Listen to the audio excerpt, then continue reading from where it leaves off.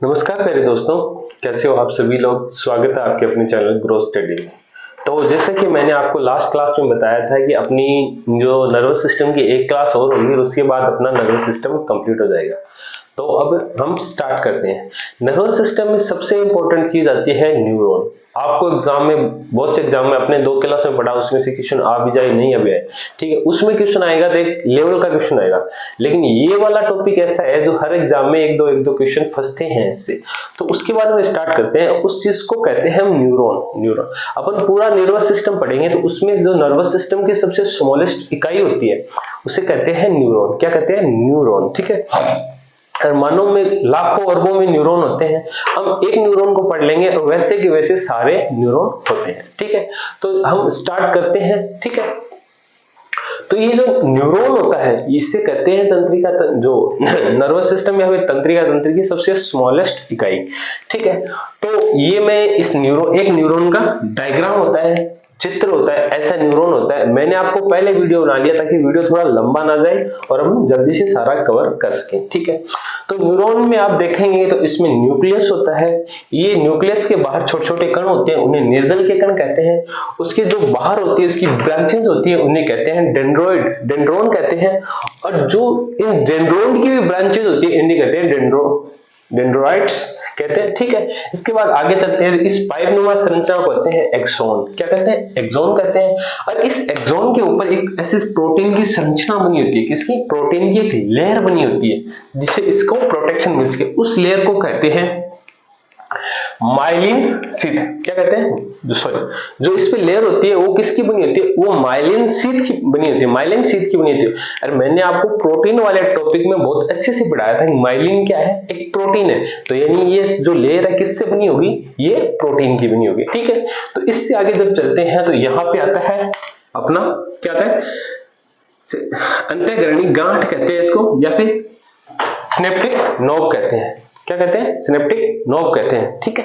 तो अब हम बात करना स्टार्ट करते हैं थोड़ा थोड़ा। सिनेप्टिक नोब कहते हैं। सिनेप्टिक नोब में क्या होगा कि इसमें एक ये गांठनुमा संरचना होगी, इसके अंदर एक फ्लूइड भरा होगा। क्या होगा? फ्लूइड। उसे कहते हैं न्यूरोट्रांसमीटर। और जो अपना न्यूरॉन का अंतिम पार्ट होता है उसे कहते हैं एक्सोन टर्मिनल। क्या कहते हैं? Axon terminal. इसके बाद अपना, जैसे ये एक न्यूरॉन हो गया, मान के चलो आप, ये अपना एक न्यूरॉन हो गया और इससे ये दूसरा न्यूरॉन जुड़ेगा, तो इसके बीच में जो गैप होगा उसे कहते हैं स्नेप्स गैप। क्या कहते हैं? स्नेप्स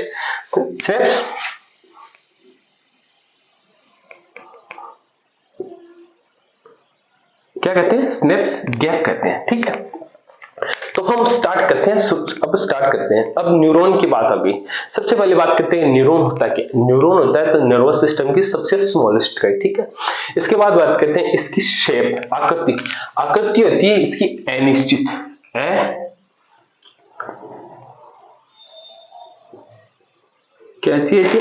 अनिश्चित यानी इनरेगुलर। क्या होती है?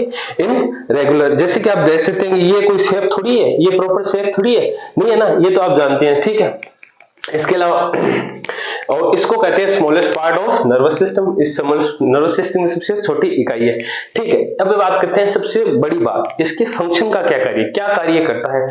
तो फंक्शन में बात करें तो इसका सबसे मोटा फंक्शन है कि हमारे बॉडी ऑर्गन से ये न्यूरॉन क्या करती है? सूचनाओं को लेती है। क्या करती है? सूचनाएं बोल दो, मैसेज बोल दो, उनको इकट्ठा करती है। उनको इकट्ठा करके क्या करती है? स्पाइनल कॉर्ड या फिर ब्रेन को ट्रांसफर कर देती है। स्पाइनल कॉर्ड या फिर ब्रेन को। जैसे इसने सूचना ली, ये इसको देगा, इसको धीरे धीरे क्या होगा, ये एक से दूसरे से तीसरे धीरे धीरे करते ये अपने स्पाइनल कॉर्ड या फिर अपने ब्रेन में चला जाएगा। ये प्रोसेस बहुत फास्ट होता है, लेकिन ये बताने की बात होती है धीरे धीरे होता है, ठीक है। उसके बाद बात करते हैं, वहां पे ये सूचना देगी, वहां पे ब्रेन इसको तुरंत वो सूचना लेगा, तुरंत दूसरी सूचना देगा, और वो सूचना ये क्या करेगी? अपने ऑर्गन्स के पास लाके देगी और ऑर्गन से कहेगी कि जाओ, ये ब्रेन ने आपको आदेश दिया, ये काम करो। ऐसे मान सकते हो कि एक स्कूल है, स्कूल में एक आप कह सकते हो कि क्या बोलते हैं उसको, एक होता है ना जो मतलब बार पीओ वगैरह होता है, पियोन होता है।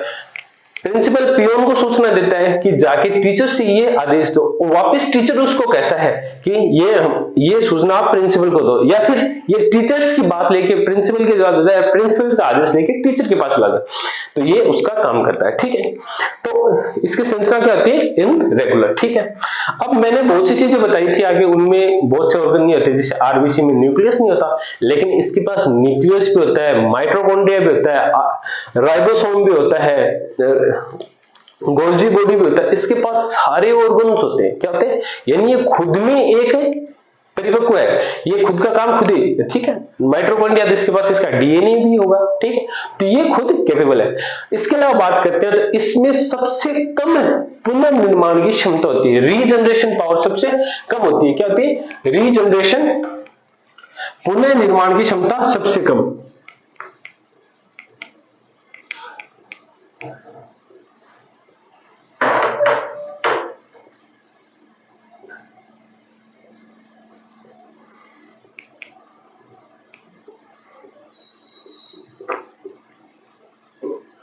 मतलब इसके पास सबसे कम पुनर्निर्माण क्षमता होती है। वर्टिकल मोड में मतलब जो अपना न्यूरॉन होता है उसके पास सबसे कम पुनर्निर्माण क्षमता होती है। अपना लीवर था, मैंने आपको लीवर वाले टॉपिक में बताया था कि इसके अंदर सबसे ज्यादा आपका लीवर एक साइड से कट गया, धीरे धीरे धीरे रीजनरेट हो जाएगा। लेकिन ब्रेन, आपके ब्रेन में एक बार चोट लग गई तो ब्रेन, मतलब एक बात मानो 90, मतलब 1%, 0.1% चांस मान सकते हो कि आपका ब्रेन रीजनरेट हो जाएगा, बल्कि ब्रेन रीजनरेट नहीं होगा। ठीक है, तो इसमें क्या हुआ, सबसे कम पुनर्निर्माण क्षमता होती है। ठीक है, इसके अलावा मैंने आपको बता दिया कि इसमें क्या क्या होता है, इसकी क्षमता जो इसकी शेप होती है अनिश्चित होती है, और इसमें क्या क्या होता है, इसमें न्यूक्लियस होता है। क्या करें, न्यूक्लियस होता है, माइटोकॉन्ड्रिया होता है, क्या होता है, गोल्जी बॉडी होता है, राइबोसोम होता है, यानी ये सब इसके पास ऑर्गन होते हैं। ठीक है, इसके अलावा आगे बात करते हैं तो ये जो अपना होता है न्यूरॉन, इसके बाहर, चारों मेर बाहर एक झिल्ली होती है जिसे क्या होता है, कोशिका झिल्ली। तो इसके चारों ओर कोशिका झिल्ली उपस्थित होती है। क्या होती है, कोशिका झिल्ली उपस्थित होती है। ठीक है, तो क्या होता है, कोशिका झिल्ली उपस्थित होती है। ठीक है, अब इसके जो ये मैंने आपको सारे ऑर्गन, मतलब जो हिस्से बताए हैं, सारे हिस्से बताए हैं, इन हिस्सों को दो भागों में बांटा जाता है। एक तो हेड पार्ट हो जाता है, एक टेल पार्ट होता है। आपको यहां से इसको तोड़ दो, यहां से तोड़ दिया, ये इसका होगा हेड पार्ट, उधर वाला होगा टेल पार्ट। ये जो हेड पार्ट होता है उसे कहते हैं व्हाइट पार्ट। क्या कहते हैं, व्हाइट पार्ट। क्या होता है, व्हाइट पार्ट। और जो टेल वाला पार्ट होता है उसे कहते हैं ग्रे,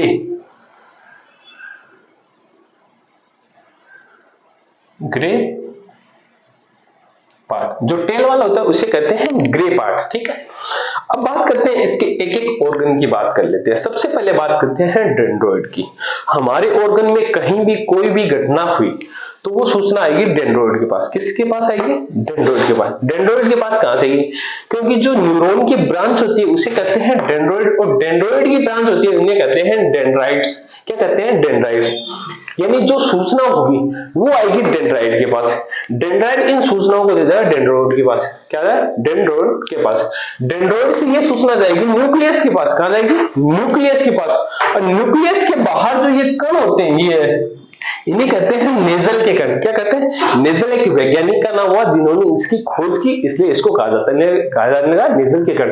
तो ये कण क्या कहते हैं, ये प्रोटीन संश्लेषण का कार्य करते हैं। क्या करते हैं, प्रोटीन का संश्लेषण का कार्य करते हैं, जिससे ये न्यूक्लियस के एब्जॉर्ब करके इसको क्या होगा, पावर यानी एनर्जी देकर ये जाएगा इसमें, एक्सोन में जाएगा। कहां जाएगा, एक्सोन में चला जाएगा। यानी क्या, मैसेज कहां आया, मैसेज आया डेंड्राइट्स के पास, वहां से डेंड्रोन के पास, डेंड्रोन से क्या है, न्यूक्लियस के पास, न्यूक्लियस से मैसेज चला गया एक्सोन के पास। किसके पास चला गया, एक्सोन के। ये जो ट्यूब नुमा संरचना आप देख रहे हो इतनी यहां तक, इसको कहते हैं एक्सोन। क्या कहते हैं, एक्सोन। ठीक है, अब एक्सोन के बारे में कुछ बात कर लेते हैं। आप देखोगे ये ऐसे बना हुआ है, इसमें बीच बीच में गांठ बनी हुई है ना। ठीक है, तो बात करते हैं। तो इसमें ये जो पाइप से है, इसके चारों तरफ, सॉरी, इसके ऊपर एक लेयर बनी होती है, नीचे भी होगी। ये आप देख सकते हो, मैंने इनको मोटा बनाया है क्योंकि थोड़ी थोड़ी लेयर बनाई है। तो ये एक लेयर बनी होती है, ये लेयर होती है, इसे कहते हैं झिल्ली, है झिल्ली। और ये लेयर क्या होती है, ये एक प्रोटीन से बनी होती है जिसे कहते हैं माइलिन शीथ प्रोटीन। क्या कहते हैं? Myelin sheath protein. क्या कहते हैं? माइलिन शीथ प्रोटीन कहते हैं।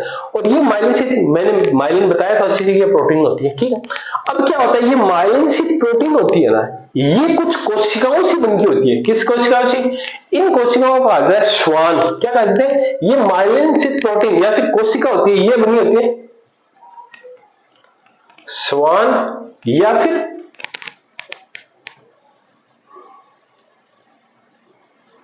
ग्लियल सेल्स कहते हैं। यानी ये जो कोशिका बनी होती है, ये बाहर की झिल्ली है इसकी, है बाहर की झिल्ली, ये किससे बनी है? श्वान या फिर ग्लियल सेल से बनी होती है। और इन सेल्स में क्या होता है ब्रेन ट्यूमर की नहीं, जब इन कोशिकाओं में अनियंत्रित विभाजन होना स्टार्ट हो जाए, मतलब एक विभाजन होता है कुछ में नियंत्रित कुछ में, लेकिन जब इनमें अनियंत्रित विभाजन होना स्टार्ट हो जाए तो उससे कहते हैं ब्रेन ट्यूमर। क्या कहते हैं? Brain tumour. अब आपके थोड़ा समझ में आया क्या? मैंने आपको बताया था कि न्यूरॉन में विभाजन नहीं होता, विभाजन नहीं होगा तो इसमें रीजनरेशन पावर नहीं होगी, विभाजन नहीं हुआ तभी रीजनरेशन। यहां पे मैं आपको बोल रहा हूं कि इसमें विभाजन होता है, अनियंत्रित विभाजन होता है। तो आप एक चीज देखो कि न्यूरॉन था, वो सेल्स थी, लेकिन इस सेल्स के एक्सोन पार्ट पे भी एक सेल्स है। क्या सेल्स है? उसे कहते हैं श्वान या फिर ग्लियल सेल्स। क्या कहते हैं? श्वान या फिर ग्लियल सेल्स। इन सेल्स में अगर अनियंत्रित विभाजन होगा तो हमें ब्रेन ट्यूमर होगा। तो क्या होगा? तो मैंने क्या लिखा? श्वान सेल्स में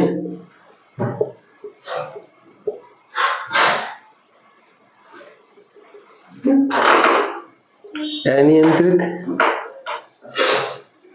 विभाजन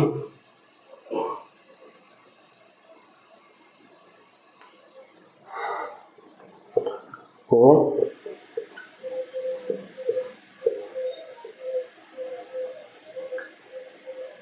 ब्रेन ट्यूमर कहते हैं। ठीक है, तो इसको ब्रेन ट्यूमर कहते हैं। तो ये एक्सोन से कहां चला जाता है? ये इसमें उसके बाद पार्ट आता है, वो होता है एक्सोन टर्मिनल। एक्सोन टर्मिनल ये होता है अपने जो न्यूरॉन होता है उसका लास्ट पार्ट। जब एक्सोन टर्मिनल में मैसेज चला गया तो ठीक है, इसके अलावा थोड़ी सी और बात कर लेते हैं। एक्सोन टर्मिनल, एक्सोन में बात कर लेते हैं। एक्सोन में मैंने आपको बताया था कि ये संरचना होती है, इनको कहते हैं नोड ऑफ रणवीर। क्या कहते हैं? Road of Ranveer. अब इससे आप कुछ समझे, रणवीर कौन भागता है?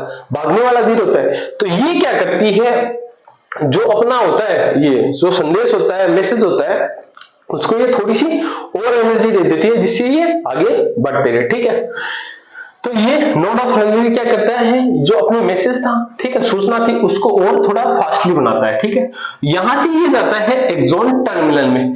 एक्सोन टर्मिनल अपने जो न्यूरॉन था उसका लास्ट पार्ट था। क्या था? Last part. लेकिन इसमें क्या होता है, एक्सोन टर्मिनल में एक स्टेज होती है जिसे कहा जाता है स्नेप्टिक नोब। स्नेप्टिक नोब या फिर अंतःग्रहणी गांठ। क्या कहते हैं? अंतःग्रहणी गांठ। और इसमें एक फ्लूइड भरा होता है। क्या होता है? फ्लूइड भरा होता है जिसे कहते हैं न्यूरोट्रांसमीटर।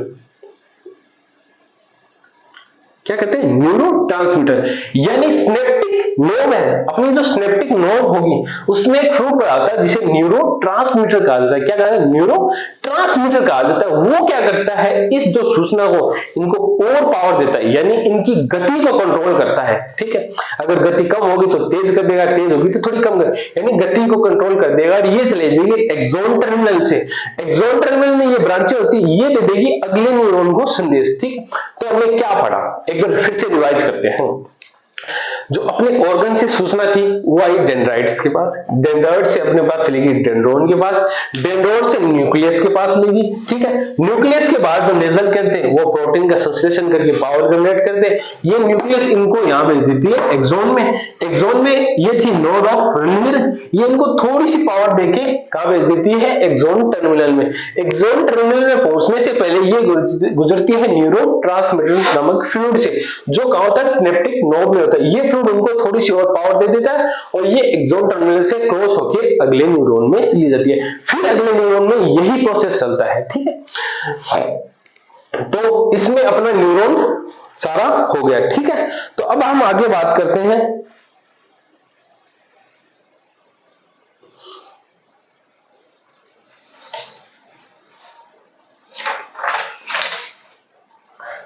ठीक है। तो ये होता है अपना न्यूरॉन, ठीक है। मैं एक चीज लिखना भूल गया,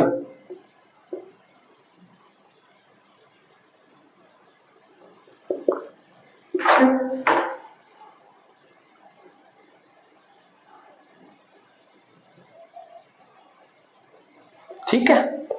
तो ये होता है अपना न्यूरॉन। आपको न्यूरॉन मैं उम्मीद करता हूं बहुत अच्छे से समझ में आ गया। इसके बाद अपना जो मैंने आपको बताया था कि सेंट्रल नर्वस सिस्टम मैंने अच्छे से कंप्लीट कर दिया। इसके बाद एक पेरिफेरल नर्वस सिस्टम बनता है और एक बच्चा ऑटोनोमस नर्वस सिस्टम। तो उनकी और थोड़ी थोड़ी बात कर लेते हैं। एक मिनट मैं इसको साफ कर देता हूं।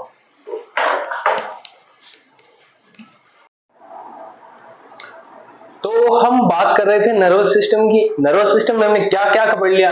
हमने स्टार्ट किया था सेंट्रल नर्वस सिस्टम, यहां से स्टार्ट किया था। हमने ब्रेन पढ़ लिया, स्पाइनल कॉर्ड पढ़ ली। इसके बाद नर्वस सिस्टम की यूनिट क्या है? न्यूरॉन, वो भी हमने पढ़ लिया, ठीक है। इसके बाद दो चीज बचती है, एक तो पेरिफेरल नर्वस सिस्टम, एक बचता है ऑटोनोमस नर्वस सिस्टम। कोई भी एग्जाम में इंस्टीट्यूशन, मैंने तो इतने एग्जाम निकाले हैं, किसी एग्जाम में नहीं देखा। बहुत एग्जाम निकाले हैं, बहुतों को पढ़ाया भी है, लेकिन अभी तक मैंने इंस्टीट्यूशन नहीं देखा। इंस्टीट्यूशन नॉर्मल बनते हैं, वो आपको बता देता हूं। पेरिफेरल नर्वस सिस्टम होता है, ये कार्य करता है किसमें? नर्व्स पे कार्य करता है।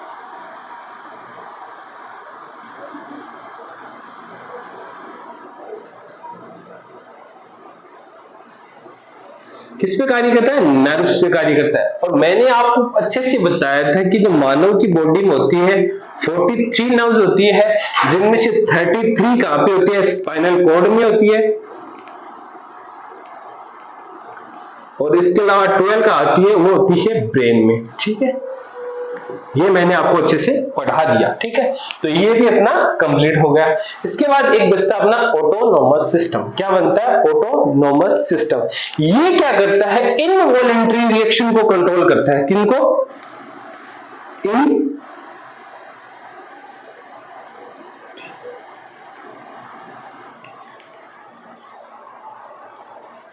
ये करता है इनवॉलेंटरी रिएक्शन को कंट्रोल करता है।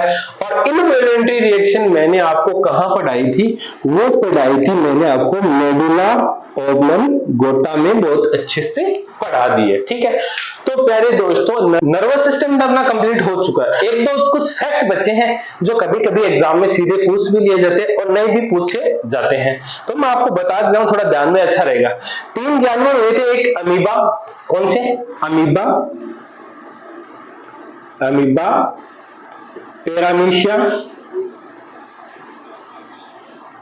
पैरामीशिया, और एक था स्पंज।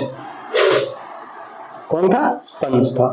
इन तीनों जानवरों में नर्वस सिस्टम नहीं होता।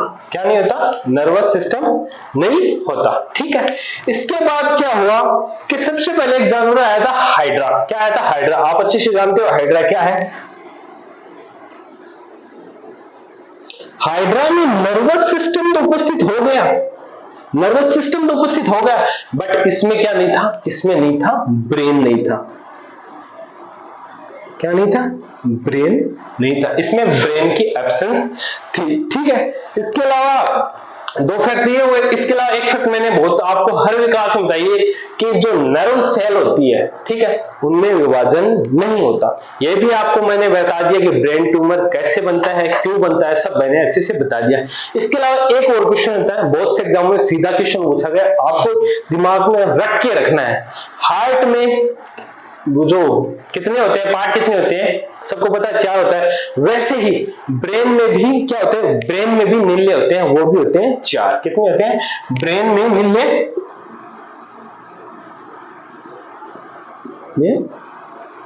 नीले कितने होते हैं? 4। अब आपको मैं ये समझाने बैठूंगा तो ये बहुत बड़ा टॉपिक हो जाएगा, और आपके कभी कोई क्वेश्चन नहीं बना, इससे बाहर आपका क्वेश्चन नहीं जाएगा। नर्वस सिस्टम के अंदर अपनी गारंटी है कि अगर कोई क्वेश्चन छूट जाए तो अपने कह सकते हो इससे बाहर आपका कोई क्वेश्चन नहीं जाएगा, इतने अच्छे से डीप लेवल से पढ़ाया आपको। तो आप सारी क्लास देखना, 1 से 2 बार आप रिवाइज करोगे बहुत अच्छे से, अपने खुद के नोट्स प्रिपेयर करो। तो कैसा लगा कमेंट में जरूर बताना, और चैनल को लाइक और सब्सक्राइब जरूर करना। जय हिंद, जय भारत।